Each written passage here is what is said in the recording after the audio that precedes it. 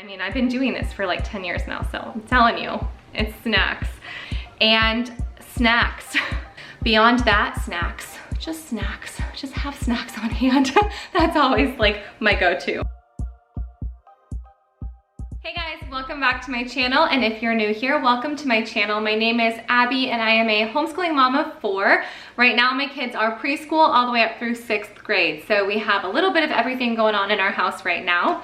On Instagram I share a little bit of our preschool stuff here and there, and I always end up getting some questions, and so I decided to do something I've never done before, which is a preschool Q&A. Now, a couple of disclaimers before I start answering the questions that I got. Number one, the only reason I feel capable of hosting a preschool Q&A, considering that I'm not a preschool teacher, nor have I ever done it great in our house, is because I've hit a lot of walls and my heart is to just encourage you guys. And so I feel like essentially what I tell my friends is I know what it is because I know what it isn't, because I've tried everything that it isn't. For us, it took me a really long time to come to a place of confidence in teaching my kids, specifically in preschool, and also to recognize what each of my kids personally need. So all 4 of my kids have had different preschool experiences, partly because of me, partly because of their learning style, and that's totally okay. So first disclaimer, I am not a preschool authority, so if that's what you're here for and you want like exact, perfect, well-educated answers, not the right video for you. Number 2, I'm only answering these based on my experiences. I can't tell you what's exactly right for your family. And number 3, I tend to lean toward delayed academics. Therefore, as far as like sight words and things like that, I really don't have answers for that because we've never done sight words, so to speak. We haven't really done a lot of pencil and paper work until they're much older. So I just kind of wanted to share where I'm at. We all kind of have our own preschool philosophy, right? Oh, number 4, I'll add another one on in there.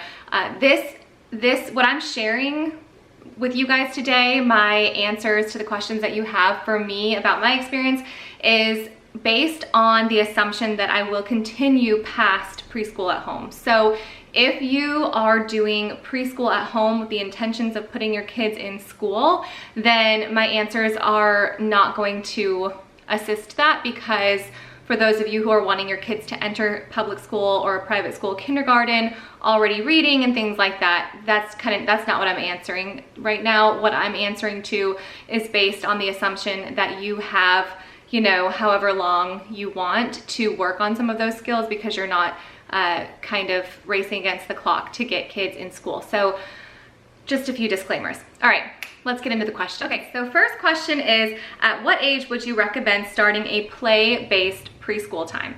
Now, play-based is something that I talk a lot about, or child-led, and the reason that I talk about that so much is because I really forced it with my oldest, and it really caused a lot of not great habits between she and I in our first years of homeschool. It was very like, I set up what I want, like goals I wanted her to reach at 3 and 4 years old, kind of forced those upon her. She's a very agreeable child. She would do those things, and yet maybe developmentally she wasn't quite ready for them, so they weren't done well, or it was just that typical like academic pressure cycle that causes burnout. Thankfully, I was able to recognize that pretty early on, but I still see some tendencies in her now in middle school from those really rigorous first few years of elementary school. And who knows if that's what it really is, or if it's maybe a mix of her personality and that, but that's something that I've had to forgive myself for, just trying that whole school at home thing versus homeschooling, if you know what I mean. That being said, at what age would I recommend starting a play-based preschool time at home? It really, in my opinion, is an extension of just play-based toddler, or, you know, play-based infant. I always think you should prioritize your younger kids first before you teach your older kids.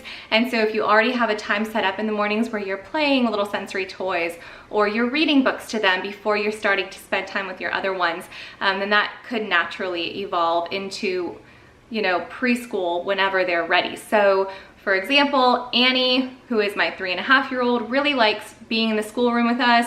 She has sat at the table with us for as long as she could handle it from the time she was about 2 years old. Other than that, she's just playing at my feet, and I'm giving her some things to direct her, like some little toys or some Play-Doh or something, so she's at the table doing school. And that has slowly evolved into, one, her being able to sit at the table longer. Now that she will be in kindergarten in about 1.5 years, that's a great skill that I like to work on when they're around 4 years old, is just having that patience of sitting through morning basket with us, because soon enough that will be the expectation, is that they're sitting in there with us. But also it's evolved into some more her following direction, me kind of learning her learning style a little bit. And now the other day I posted again on Instagram, this is what started this whole thing, a video of her. She took my menu. I have a menu on a dry erase menu on our fridge, and it's got like Monday, Tuesday, Wednesday, Thursday, you know, all the days of the week. She took a little marker and she just traced she didn't trace, but she copied all the letters. I've never had her hold a pencil in our school. I've never taught her letter recognition, but I can tell, okay, developmentally, this is something that you are wanting now. So now we are starting things like the little sand letter writing tray or tracing in the wood blocks and things like that. But that's not something that I would have normally started at 3.5. So just having her around, seeing her desires and her interests start to be cultivated, it's really helpful as far as being able to determine what age I plan to start her doing school. I have another kid who essentially did no preschool at all, direct, like no planned out preschool, and just kind of fell right into kindergarten with our homeschool because they just never showed that they were quite ready for it, and that was fine. So we did a lot of Play-Doh and we did a lot of sensory bins, but we never did handwriting or anything like that with that particular child until they were a little bit older, and they're doing perfectly fine now. They are hitting all the developmental milestones and all the academic milestones they need to. They were delayed as far as reading goes initially, and a little delayed as far as handwriting and things, but also I only had to teach them once and I never had to correct anything. So when they're old enough, they'll pick it up. That's kind of my philosophy. But yeah, so is that a roundabout answer? Roundabout way for me to say there's no perfect age, but they're always learning. So there's always a perfect like time in your day that you can set aside to be intentional. Eventually you'll know what they need when they need it. Next question. My 3-year-old wants to do worksheets and writing. Should I go with it? Kind of like the same question actually. So yeah, why not? Other than like making sure it's not something that you're correcting or have too high an expectation at 3 years old. To be honest, like pencil grip and things like that is something that's gonna be difficult for that age, but markers, crayons, do-a-dot markers are amazing. We've used all of those things. What is your favorite non-subscription resource for preschool? Oh man, I have so many. I love preschool. I think teaching preschool and just that sweet little age that we're at, there's just so many light bulbs going off. It's one of my absolute most favorite things. So I have a lot of resources that I love, but non-subscription. Okay, that helps narrow it down a little bit. Learning resources are tried and true for us. We've been using those in our home for over 10 years. So always learning resources, anything pretty much, especially their preschool stuff. We love specifically the Super Sorting Pie. That's one we've had around for a long time. I love sensory bins. Many of my girlfriends and I years ago hosted a sensory bin exchange. We've done it twice now. And that's fun. So you can like buy the rice in bulk or the dried beans in bulk and make like 5 or 6 of the same exact sensory bin, and then we all just trade with each other. The husbands, not so much as far as liking it. The wives, we all love it. But the running joke between the dads is like when we go to each other's houses is like, you're not showing up with a bunch of birdseed, are you? Because yeah, the dads love to swap stories about the sensory bin exchange. Love sensory bins. I love just books, just picture books. Is there anything sweeter than like just sitting and reading with your kids? I don't think that's something you'll ever regret spending time doing. So picture books, Lip the Flap books. Lori Berkner Band is one that we loved for years. That's something that I would pop the DVD in for my older two when they were younger, when I just needed a minute and I wanted them to be entertained by something, but also, you know, have a little bit of rhythm and beat. You know, she's super great. Oh gosh, you guys know lots of stuff. I love preschool stuff. I'm really starting to enjoy all the different wooden toys from some really neat companies like Treasures from Jennifer, speaking about older ones, so like sensory bins and things like that for the younger ones, of course, but then for the older ones when you're really starting to be more mindful about specific tasks. Yeah, Treasures from Jennifer stuff is awesome. Man, so much stuff. All right. What do I use for calendar? For preschool? Well, I have a calendar that you guys ask about all the time that I show, and unfortunately it's been out of stock for like 3 years. I don't think it's coming back, but it is from Explorin' Toys. It's just a wooden calendar. Again, Treasures from Jennifer has a great calendar, but we just sing the days of the week, months of the year song, and talk about what day it is, what yesterday was, and what tomorrow will be. And we've done that since my oldest was 3 years old. And there's some great resources for that too. Like I think 1 + 1 + 1 = 1 still does like the printables every month for calendar, where they can make their own calendar pages and trace them and stuff. But yeah, we just do those little days of the week, months of the year songs. And that's a part of Morning Basket that my preschoolers have always sat in for. It's one of the very first things we do. Prayer, calendar, and then hymns and folk songs, and then usually at that point they move on and start playing, and then I dive into the rest of it with my older kids. But yeah, my little ones have always pretty much sat in for picture study, hymn study, all that kind of stuff, and what they pick up from it, who knows, but sometimes you get a little piece of fruit from that. You know, you'll hear them say something or recite a piece of poetry, and you're like just a couple of the lines, and you're like, you were listening. I've been eyeing the art book from Simply Charlotte Mason. Is it amazing? Okay, so she's talking about the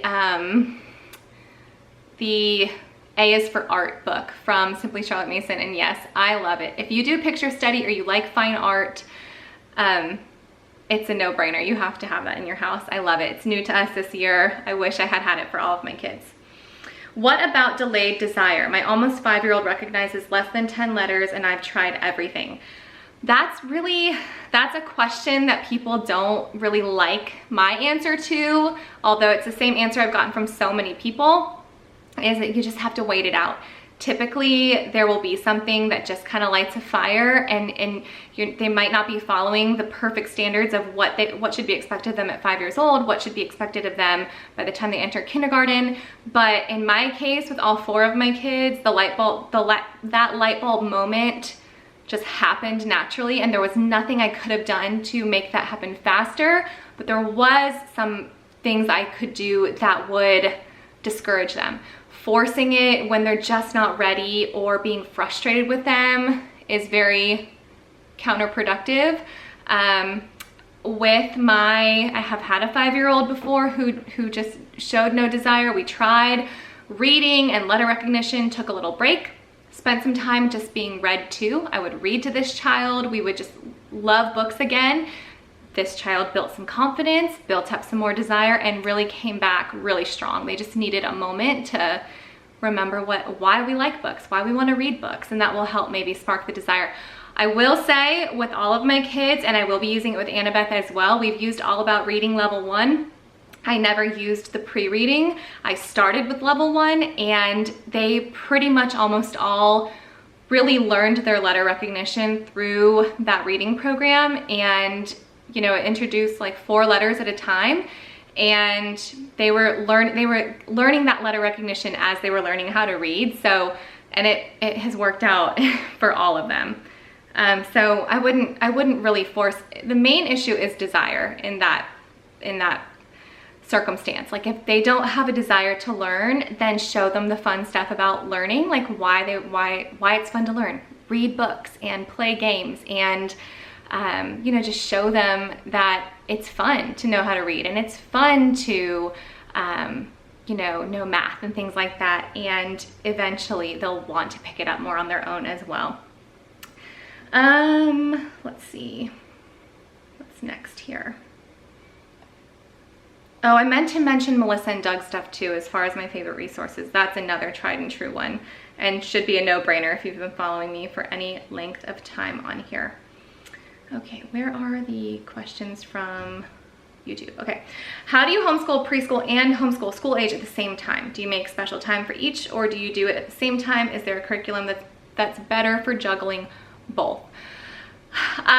Well, I happen to be a huge fan of 5 in a row, and that's one that is great if you have like an older preschooler. UPS break, sorry. I was saying 5 in a row, I love. If you have elementary school age students that you are doing or are looking for like a curriculum, unit study style curriculum for, and you have older preschoolers as well, like 3.5, 4 years old, that's a great age to combine 5 in a row, in my personal opinion.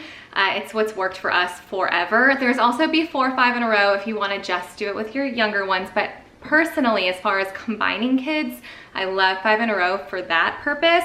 As far as how I balance both, because we've got preschool, elementary school, and middle school, like I said, it is so important to really fill your younger ones' buckets first. It's so very important for them to just feel loved on, get some of that, you know, hands-on energy out of their system, if it's possible to get it out of their system, but you're also most fresh and ready first thing in the morning to be really intentional with younger ones. And so I have, for the last year specifically, that's been the very first thing we do each day, but forever, it's always been a part of our morning routine in some capacity. I've never waited till the end of the day to spend time with my younger ones. Typically what happens is I will spend intentional, like a preschool hour where we're literally just playing Play-Doh. Sometimes I'm not instructing, I'm just playing with them, making that heart-to-heart connection with them. And then they'll, at that point, be very comfortable just being in the same room and playing kind of around my feet, or playing around, you know, in the same little area, their little table or something, because they know they're loved on, so they don't feel that need, you know, to get your attention, although they still want to. It's just not as, it's not like as competitive for them, you know, with the older ones. And it's also much easier because your heart's already been turned toward them to recognize when they're getting restless or when they just need a little snuggle or something, and you're not just like kind of putting them off, which at that age, like 2, 3, 4 years old, that's not a good habit. It's just kind of like, you know, telling them to wait, like that you're not interested is how that translates to them. So that's always been really helpful for 2 reasons. One, because I don't have that mom guilt. I know that I have spent quality time with them. I know that I have given them some intentional education if they're at that point where they are ready to start, you know, reading or writing or anything like that. My patience levels are very much better in the morning than they are as the day goes on. And then it's also good for them to have that connection with mom, to feel like they're loved and that they're seen. And then from that point on, I move on with my older kids, and they're just in the same room. Sometimes they participate in their own way, which is sometimes frustrating to my older kids because they're like, Mom, like, can you just read the book? And I'm like stopping 10 times. It's also good for your older kids as well. It's a balance, it's a fine line, it's difficult, but I think it's so important to fill their buckets first thing in the morning. And I talk about that quite often.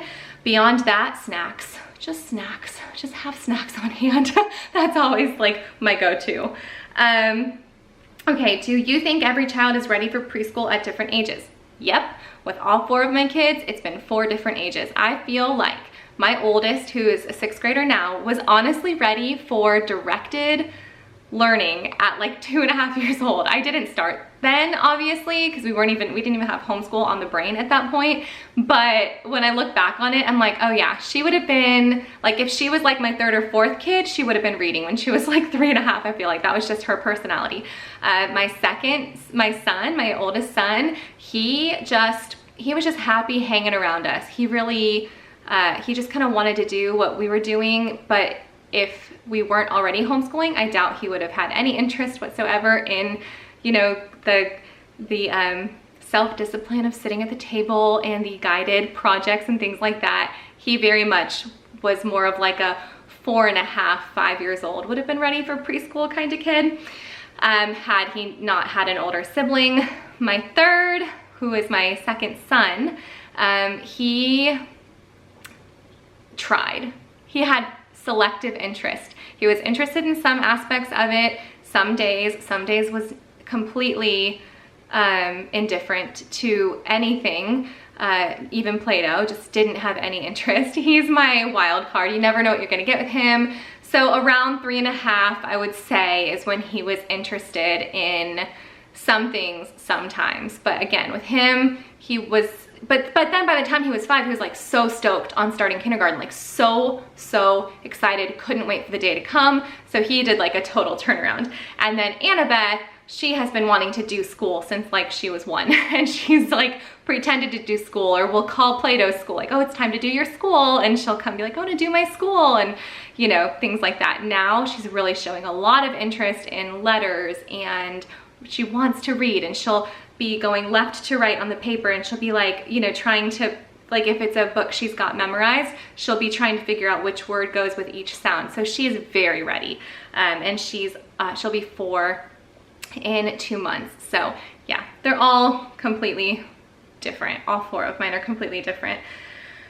Do I set any objectives for the year, or do you just plan week by week? I just plan week by week. I can never know when my kids are going to be ready for anything, and I don't have objectives specifically because we're doing kindergarten at home, we're doing elementary school at home, Lord willing, like we're going all the way through. And so I see when I look at my kids and I want to set objectives for a calendar year, I just remember that I really have 18 years essentially, and that they're for sure gonna be under the roof of my home. And so I don't necessarily think year to year, and that leaves so much room for just personal developmental, you know, I can see where they're at and reevaluate constantly. But specifics as far as like which sensory bin we're gonna do or which 5 in a row book we're gonna read, that's pretty much week by week for that age. How do you balance Charlotte Mason's ideal of a slow childhood and still making sure you're not letting your child get behind? We do a lot of living books and outside time, but not a lot of drilling ABCs, etc. I think I pretty much have answered that just in the way that I've shared. Any ideas to occupy young toddlers while you teach an older child? Young toddlers, like where they basically understand no, but that's it. That one's just a difficult age. Personally, young toddlers to me are a lot more difficult than homeschooling with an infant or a newborn. I think that that is cake compared to young toddlers. But again, it's that whole idea of filling their bucket first. So lots of intentional time. And then even if you have older ones who you are homeschooling, just routine of switching around who's playing with the toddler, who's you know, playing school. My older 2 loved, when Annie was about 2, playing school with her, and it was actually very helpful. Like they were teaching her colors and things like that. It was what they could handle at that age, you know, 10 minutes or so maybe, but it gave me time to work with other kids at that time. A lot of working during nap time, if you are so lucky as to still be getting nap time, and snacks. I mean, guys, it's all, that's where it's at. It's all in the snacks. Or at least it has been for me. And I mean, I've been doing this for like 10 years now, so I'm telling you, it's snacks. Sensory bins too, preferably the ones that aren't as super messy. Like water beads are great, rice not so much. Ice cube sensory bins on some kind of waterproof something, that's a fun one, just like using water and ice cubes. I once got ball pit balls and put them in the bathtub. That was a great one too. Okay. That way and the reason I did that was so that the ball pit balls weren't going all over the living room. They just stayed in the bathroom, which is right by our homeschool room, and the water wasn't being turned on. Obviously, I was right there. But yeah. What do you do when you have a preschooler who really wants to do school like the big kids? My 4-year-old is super smart and wants to do work. She asks to do like her sister. I want to delay a bit, but also don't. So I'm assuming, I can't see it on the screenshot, but I'm assuming she meant, but I also don't want to like lose this opportunity. So yeah, that's a great time to do things like do a dot markers, or like the patterning blocks, things like that. If they really want to do school, I don't see why not. I mean, that's pretty much where Annabeth is at as well. Our letter of the week crafts on Pinterest, those were super sweet. I remember doing those with my older ones. Have you found that you needed a different preschool approach for different children from within your family, or do you tend to have a consistent approach with all of your kids? My first son just loved pencil and paper, worksheets, etc. I feel as though some things have stayed the same, some things have changed by kid, and some things have changed just because I've matured and I don't necessarily see, and this is gonna sound terrible, but you know, it's the reality that so many of us faced at the beginning of homeschool, that my kids are not a product I have to produce to prove why I'm homeschooling. I mean, my older two, that was definitely like the mindset I had. I wouldn't have thought I had that mindset, but it was. So yes, so specifically just really trying to have something to show.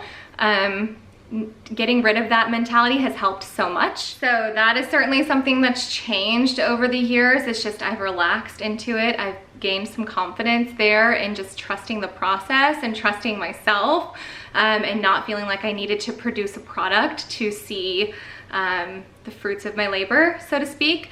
But one thing that has stayed the same over the years has just been my desire to connect with the kids. And so there have always been books involved. There's always been sensory play involved. There's always been on the floor learning involved. So that's something that stayed the same. And then there are definitely things between each kid that are just so different. I have had very sensory kids. I've had kids who have a 5-minute attention span, and I have kids who want to sit there for an hour and a half and do more.